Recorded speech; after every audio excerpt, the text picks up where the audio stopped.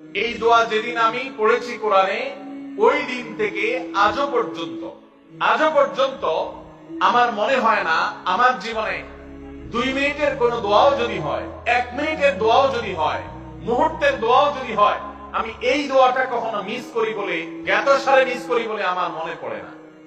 ছাত্র জীবন থেকে শুরু করেছি, আজও পড়ে যাচ্ছি। আলহামদুলিল্লাহ, আল্লাহর কাছে শুকরিয়া আদায় করে আপনাদেরকে বলতে পারি, এই দোয়ার সুফল আমি নিজের চোখে দেখেছি, আমি নিজে ভোগ করছি। এজন্য আপনাদেরকে আমি বলতে চাই, বিবাহিত হন কিংবা অবিবাহিত হন, আপনার দাম্পত্য জীবনের সুখের জন্য সর্বপ্রথম এবং প্রধান করণীয় হলো এই দোয়া। এর বাইরে আরো সাধারণভাবে আল্লাহ তাআলার কাছে দোয়া করতে থাকা, যেন আল্লাহ তাআলা আপনাকে এমন একজন জীবন সঙ্গী দেন।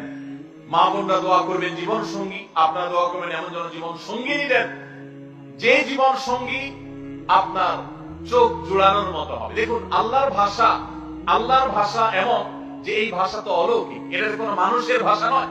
দোয়ার ভাষ্য লক্ষ্য করেন, আল্লাহ শিক্ষা দিচ্ছেন আমাদেরকে, রব্বানা হাব লানা মিন আজওয়াজিনা ওয়া যুররিয়াতিনা কুররাতা আয়ুন। হে আমাদের রব, আমরা আপনার কাছে এমন স্ত্রী চাই, এমন সন্তান চাই, এমন পরিবার চাই, যেই পরিবারের সদস্য, আমার স্ত্রী, আমার সন্তানরা আমার নয়ন জুড়াবে, আমার চোখ জুড়াবে, এরকম মানুষ চাই। একটু ভাষাটা লক্ষ্য করুন। আমরা সাধারণত দোয়া করলে কি চাই? আমরা এক একটা দিক চাই। ধরুন, আপনার স্ত্রী মাশাআল্লাহ অনেক সুন্দরী, অপূর্ব সুন্দরী, তিনি আল্লাহ তাআলা তাকে অনেক রূপ লাবণ্য দিয়েছেন, কিন্তু তার যদি চরিত্রটা খারাপ হয়, তাহলে এই স্ত্রী কি আপনার নয়ন জুড়াবে, চোখ জুড়াবে, চক্ষু শীতলকারী হবে? আপনার স্ত্রীর চরিত্র ভালো, দেখতে শুনতেও মাশাআল্লাহ সুন্দর, কিন্তু পড়ালেখা নেই, বুদ্ধি শুদ্ধি নেই, একটু বেকুব কিসিমের, তাহলে কি আপনার চোখ জুড়াবে, ভালো লাগবে?